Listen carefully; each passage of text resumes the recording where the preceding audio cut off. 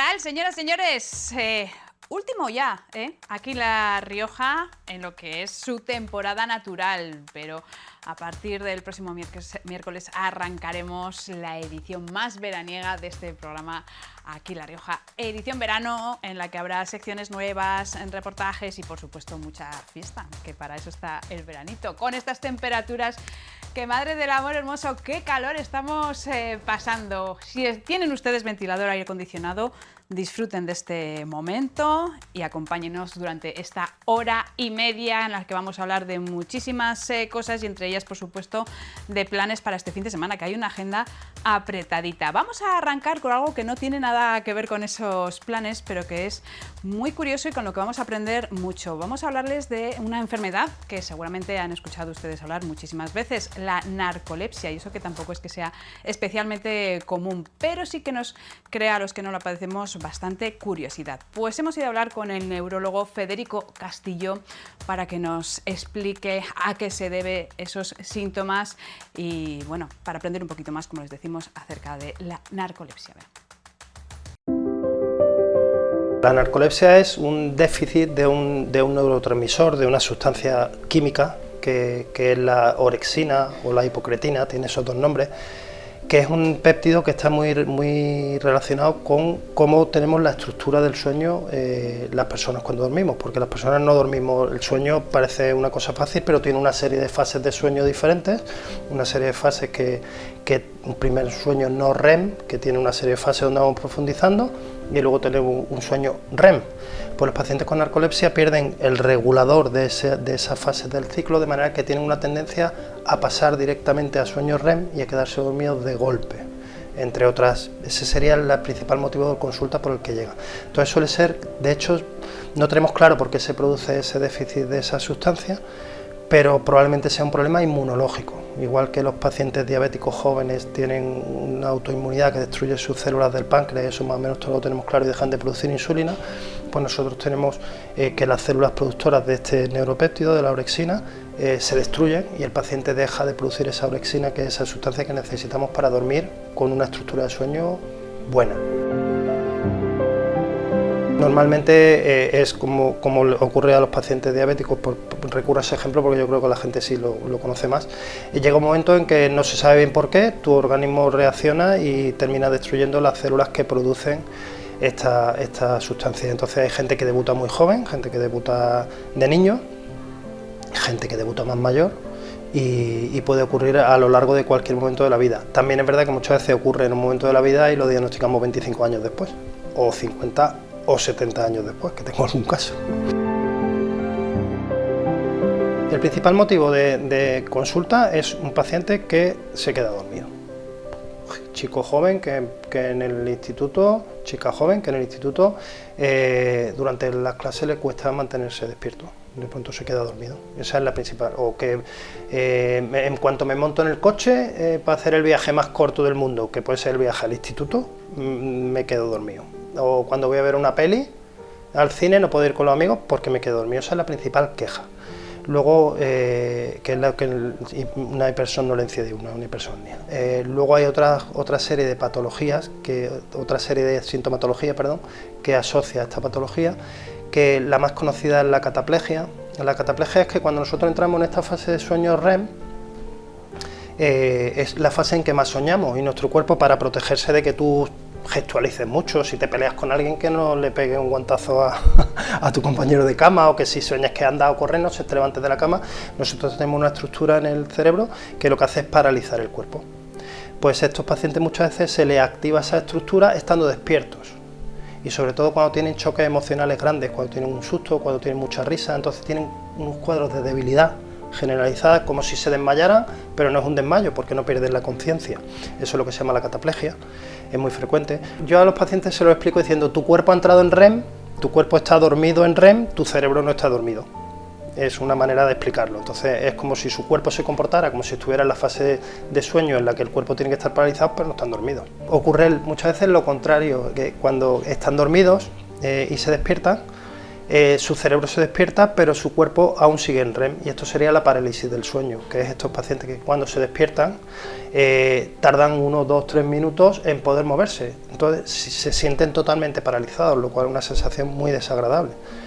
Esto que se puede producir de manera espontánea, hasta un 10% de la población tenemos parálisis de sueño en algún momento de nuestra vida sin tener narcolepsia. En los pacientes con narcolepsia se produce con mucho más frecuencia. Una vez que ya lo conocen, se quedan más tranquilos porque saben que minutos después o segundos después, minutos según qué paciente, va a poder moverse. Luego hay una serie de alucinaciones cuando caen en el sueño o cuando se despiertan, lo que llamamos alucinaciones hipnagógicas o hipnapómpicas, según sea cuando se están quedando dormidos, que suelen ser alucinaciones muy vívidas, muy desagradables, que muchas veces no solo los sueños suelen ser visuales, siempre cuando uno sueña no suele soñar que oye, ni que huele, ni que toca, suele soñar que ve. Si todos pensamos en nuestros sueños, nos vemos corriendo, pero no sentimos el suelo. Un paciente en una alucinación hipnagógica o hipnapómpica sí que puede tener sensaciones táctiles, olfativas, auditivas, entonces son sueños muy reales que también pueden ser desagradables, sobre todo al quedarse dormido o al despertarse. Y todos son estos estadios que se mezcla un poco la vigilia con el sueño, el cerebro está despierto, el cuerpo no, o viceversa, y el problema es un problema de la arquitectura del sueño, de que el sueño no sigue sus ciclos habituales. Es una enfermedad, yo creo que entra dentro de las enfermedades raras. Hablamos de que lo he mirado antes porque los números están en la revista 25-50 cada 100.000 habitantes, pero es verdad que no tenemos diagnosticado, o por lo menos en seguimiento no tenemos aquí en La Rioja tantos pacientes. Creemos que muchos de ellos es porque aprenden a vivir con la enfermedad y no consultan. Quiero decir, otros porque ya llevan muchos años y como se les ofrece un tratamiento están en seguimiento por el médico de cabecera y entonces no tenemos controlado tanto como los cientos. Yo siempre que me pregunto, me pongo a estudiar la narcolepsia, digo, ¿dónde están los 100 pacientes que me faltan? Pues por ahí andan.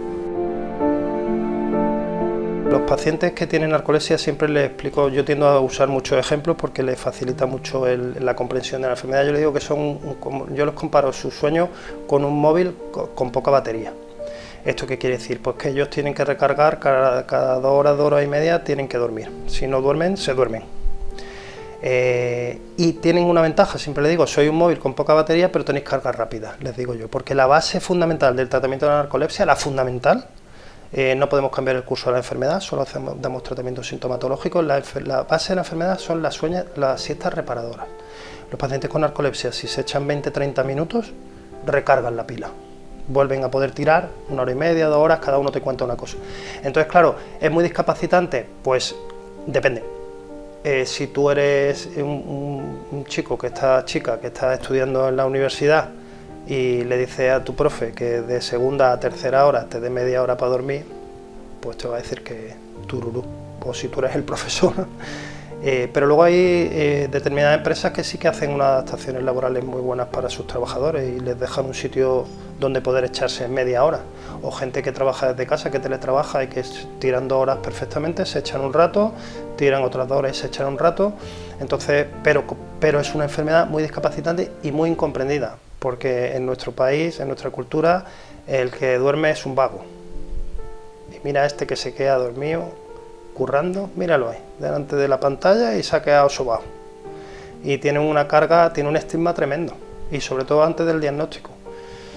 Entonces es complejo y sí que genera mucha incomprensión y ya estará con el TikTok toda la noche y ahora llega aquí y se queda dormido en el trabajo. Entonces sí genera mucha incomprensión y muchas veces es muy discapacitante, claro. Si tú necesitas estar 8 horas a full, 8 horas a tope, un paciente con narcolepsia lo tiene complicado. Yo, como siempre digo a mis pacientes, por suerte los neurólogos no entramos en esas cosas. Yo doy mis diagnósticos, sí que suelo poner en mis informes que el paciente necesita hacer siestas programadas y todo esto, y sé que muchos de ellos tienen problemas porque en la discapacidad, mi experiencia, que no soy experto en esto, es que se valora mucho la movilidad y claro, ellos no tienen problemas de movilidad, pero claro, si tú te quedas dormido en tu trabajo o, por ejemplo, maestros, profesores que se sacan una plaza y tienen el trabajo a 1 hora de su lugar habitual, es que se quedan dormidos, es que no pueden conducir 1 hora hacia su trabajo.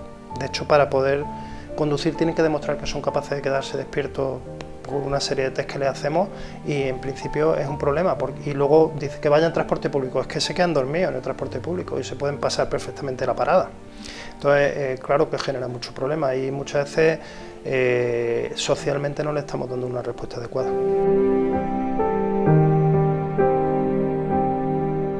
Mi experiencia es que tengo hombres y mujeres parecidos. Sí que hay un componente en una molécula de la autoinmunidad, el HLA, que llamamos una molécula relacionada con la inmunidad que multiplica por mucho el riesgo, pero yo no detecto una abundancia tremenda de uno de los sexos y incluso entre gemelos. A esto decimos que es una enfermedad condicionada genéticamente, pero tiene que haber algo más porque incluso entre gemelos la incidencia es de un 25-30% de tu hermano gemelo, es decir, que no es como otras enfermedades que si la tienes tú la va a tener tu hermano gemelo. Entonces es una enfermedad que es autoinmune y por tanto depende de muchísimos factores. Tiene mucho margen de mejora, por supuesto. Yo creo que es una enfermedad que cada vez la vamos comprendiendo mejor, pero es verdad que todavía ni tan siquiera tenemos claro la causa y lo que dispara esta enfermedad. Hasta ahora, hoy en día, solo podemos poner tratamientos sintomatológicos. Tenemos fármacos para intentar que disminuya esa somnolencia, que son fármacos estimulantes.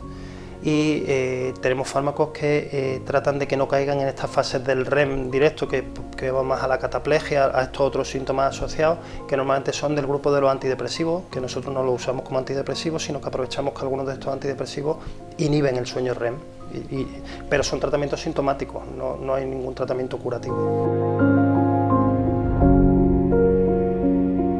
La hipersomnia, el tener mucho sueño durante el día, eso hay que consultarlo. Puede que sea un sueño insuficiente de noche, pero el sueño insuficiente de noche puede ser por muchas patologías. La más prevalente, con diferencia, la apnea obstructiva del sueño, que tiene muchas implicaciones. Yo, cuando me viene un paciente y se me planta delante y me pregunta por su hipersomnia, lo primero que mi estructura mental hace es ver si este paciente tiene síndrome de apnea obstructiva del sueño, tiene una apnea obstructiva del sueño o tiene narcolepsia. Y tanto una como la otra enfermedad tienen implicaciones a futuro y entonces son enfermedades que podemos ayudar a mejorar la calidad de vida de los pacientes. Entonces, por supuesto, lo primero es este paciente que se queda dormido en cualquier sitio, que se queda dormido en situaciones inapropiadas, debería consultar con su médico de cabecera y él probablemente tenga ya unas herramientas para dirigirlo hacia neumología, hacia los compañeros de respiratorio, si está pensando en el apnea del sueño, hacia los compañeros de neurología, si está pensando en un paciente con narcolepsia. Yo hay pacientes que me llegan y se los derivo a neumo porque a los compañeros de respiratorio pues me parecen otra cosa, los de respiratorio me lo parecen a mí, pero desde luego, y montarte en un coche y al minuto y medio quedarte dormido, no poder ir al cine o quedarte dormido en clase todas las mañanas a las 10:30 es algo por lo que uno debería consultar.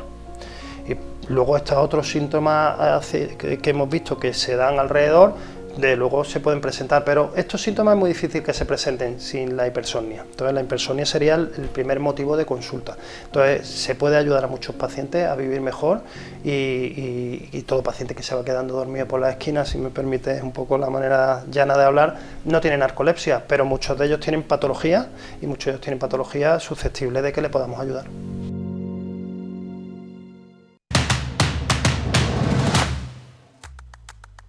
Muchísimas gracias a Federico Castillo por darnos esta clase magistral acerca de esta enfermedad tan curiosa. Cambiamos radicalmente de tema, arrancamos ya con los planes que llegan este fin de semana. Ya sabe que después, en el segundo bloque, nuestro compañero Mario nos hablará de algún otro, pero yo les voy a hablar de algo que va a ocurrir en Rioja Forum este próximo sábado a partir de las 8:30 de la tarde para todos los amantes de los musicales y de los que no lo sean también. La verdad es que segurísimo van a pasar un rato maravilloso con la obra, con el musical Kinky Boots. Quizás el nombre para mucha gente les pueda sonar más desconocido, pero la verdad es que han triunfado en todo el mundo internacionalmente esta obra y ya, después de estar un tiempo en Madrid, en la capital, arrancó la gira y llega a Logroño, como les decimos, este próximo sábado. Lo tenemos al otro lado de la videollamada al protagonista, Carlos Benito. Muy buenos días, muchas gracias por atendernos, Carlos. ¿Qué tal? Buenos días, ¿cómo estáis? No sé si os pasa eso, Carlos, que la gente, Kinky Boots, así como hay otros nombres de musicales muy sonados, muy reconocidos, Kinky Boots la gente lo tiene un poquito más perdido, ¿puede ser? Realmente es tal cual dices, a pesar de que es un clásico de Broadway Mm. y se ha representado en cine, se ha hecho mucha alusión, es un musical muy premiado. Es verdad que el nombre, con el nombre la gente no lo identifica del todo. Entonces tenemos que contar muy bien qué le vamos a contar, que está basado en un hecho real, que habla de unos principios maravillosos como la familia, hasta dónde estás dispuesto a arriesgar o a sacrificar para cumplir tu sueño. En fin, hasta que no logramos explicar muy bien de qué vamos a ver, qué van a ver, pues la gente no sabe precisamente exacto lo que se va a encontrar en el Pues esa es musical. nuestra labor hoy, Carlos. Tu personaje es Charlie Price, el protagonista. ¿Quién es? Cuéntanos. Pues Charlie es un personaje que pasa por un viaje maravilloso durante toda la función. Realmente, bueno, hereda una fábrica absolutamente en bancarrota, ¿vale? De su padre, una fábrica de zapatos. Una fábrica que él no tiene ningún tipo de interés en continuar con el legado de su padre. No le interesa. Él lo que quiere es irse a Londres con su novia, dedicarse al marketing, o sea, nada que ver.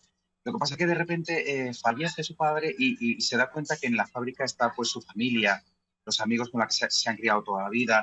Y entonces, al final decide, de alguna forma, pues intentar sacarlo adelante esta fábrica. Se encuentra de forma casual en Londres con Lola, que es un personaje, es una drag queen absolutamente magnética, maravillosa, con poder, una elegancia y una comedia espectacular.